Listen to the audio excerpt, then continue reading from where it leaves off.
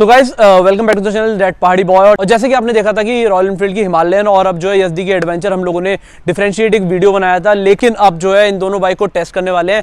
Royal Enfield की हिमालय जो है इस वक्त टेस्टिंग पे गई है, तब तक जो है हम इस बाइक को जो है यजदी एडवेंचर को जो है टेस्ट करके बताते हैं और देखते हैं दोनों बाइक में कितना डिफरेंस है और कितना मजा दोनों बाइक को चलाने में आने वाला है। तो चलते हैं सीधा और गाइस करते हैं सबसे पहले रॉयल एनफील्ड हिमालयन की ड्राइव। और यहाँ पे जो है की ऑलरेडी लगी हुई है कुछ इस तरीके से, जो है आप इसका क्लस्टर देखोगे।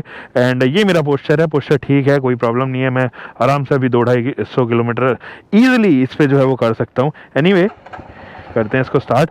इसको जो है वो कोई प्रॉब्लम नहीं होती जब भी आप देखोगे कि स्मार्टली जो है वो सेफ्टी फीचर इसके अंदर इंट्रोड्यूस नहीं कराए गए, जो इंट्रोड्यूस करवाए गए हैं एक्चुअली यजदी एडवेंचर के अंदर। अगर मैं इसको एक्सिलरेट करके भी स्टार्ट कर रहा हूँ तो भी ये स्टार्ट होती है, वहाँ पर ये नहीं है क्योंकि वहाँ पे MPFI है, इसमें भी MPFI आ गया अब।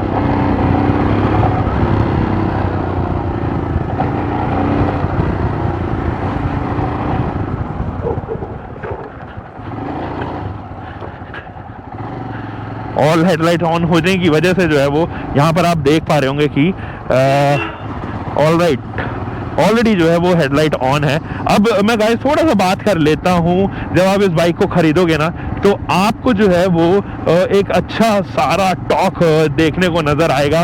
और वो टॉर्क एक्चुअली है भी इसके अंदर, काफ़ी टॉल जो है वो इसके गियर्स आपको देखने को नजर आएंगे। बार बार आपको स्विच करने की ज़रूरत नहीं पड़ेगी। ये 400 से ऊपर सीसी का जो इंजन है वो एक्चुअली आपको काफ़ी हेल्प करेगा और पावरफुल फील कराएगा जब भी आप किसी ऐसी स्पीड पे होगे 40 से 50 किलोमीटर पर आवर की स्पीड पे हो, आपने तीसरा चौथा गियर डाला है तो ये जो है ना वो स्टॉल नहीं करने लग जाएगा। तो आपके पास में इनफ टॉर्क बैंड है, इनफ पावर बैंड है जब भी आप रॉयल एनफील्ड की हिमालयन यहाँ पे ड्राइव कर रहे हो। जैसे आप देखोगे कि मैं यहाँ पर जो है वो काफ़ी स्ट्रेट बैठा हूँ और मेरे पैर भी जो है वो इधर दोनों तरफ जो है वो इजीली इनको ग्रैब करके बैठे हैं। तो अननेसेसरी की ऑकवर्ड सिचुएशन या इरिटेटिंग सिचुएशन जिसको कहूँगा वो यहाँ पर नहीं महसूस होगी। आप इजीली जो है वो सारे नॉब्स एक्सेस कर सकते हो। तो एर्गोनॉमिक्स के मामले में ये काफ़ी शानदार, इसका इंजन इतना ज़्यादा रिफाइंड महसूस नहीं कर रहा क्योंकि वाइब्रेशन इसमें एक्चुअली ज़्यादा होते हैं यहाँ पे। सो यस चलिए ये कुछ ड्राइव ऐसी ही थी। ऑलराइट गाइस स्टार्ट करते हैं यजदी एडवेंचर के साथ में। और जब आप यजदी एडवेंचर चलाओगे तो आपको क्लीन सा जो है वो यहाँ पे डिस्प्ले दिखाई देगी, बहुत ही नीट एंड क्लीन जो है वो सारी चीज़ें पैक्ड है। और स्टार्ट करते हैं। ये देखिए, आप अगर एक्सीलरेट करके इसको स्टार्ट कर रहे हो ना तो ये स्टार्ट ही नहीं होगी। एनीवे चलते हैं और मैं अपने ड्राइव इंप्रेशन जो है वो इसके आपके सामने यहाँ पे रखता हूँ।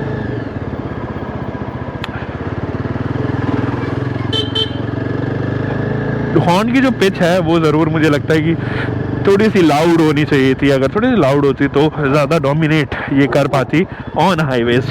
अब जब आप इसको चलाते हो गाइस तो आपके पास में ना एक फीलिंग ज़रूर आती है कि आपके पास में छः गियर है, तो आपको बार बार जो है वो गियर स्विच करने की ज़रूरत नहीं पड़ती। आपके पास में अच्छे खासे गियर रेशियोज होते हैं और आप स्टेबल रह रहे। देखो इस बाइक का जो है वो वेट डिस्ट्रीब्यूशन काफ़ी अच्छा हुआ है।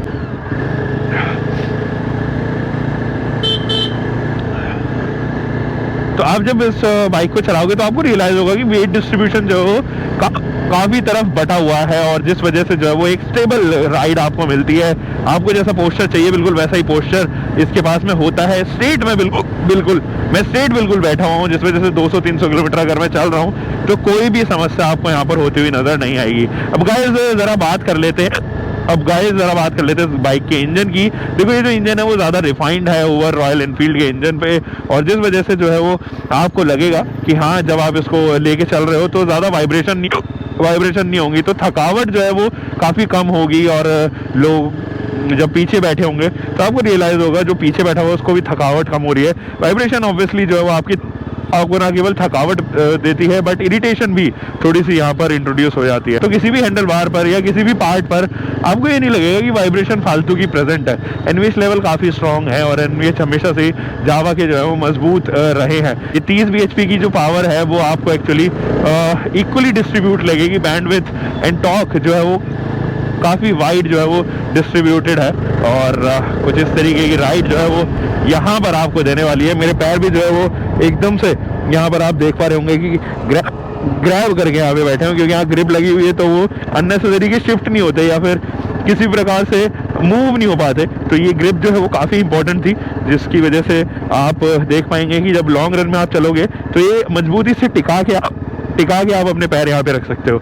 अलग अलग मोड यहाँ पर दिए गए हैं, बड़ा सा टैंक दिया गया है 15.5 लीटर का, जो आपको ज़रूर हेल्प करने वाला है। गाइस, इस बाइक के साथ में एक एडवांटेज और है कि जब आप इस बाइक को लेके चलोगे तो बहुत सारी कनेक्टेड फीचर्स हैं, बहुत सारी फीचर्स हैं जो इसको इम्प्रूव करती हैं। टेलीस्कोप का जो सस्पेंशन का जो ट्रैवल है वो ज़्यादा है, बड़े डिस्क ब्रेक्स हैं आप यहाँ पर, जिस वजह से आपको अच्छे ब्रेकिंग देखने को नज़र आएगी।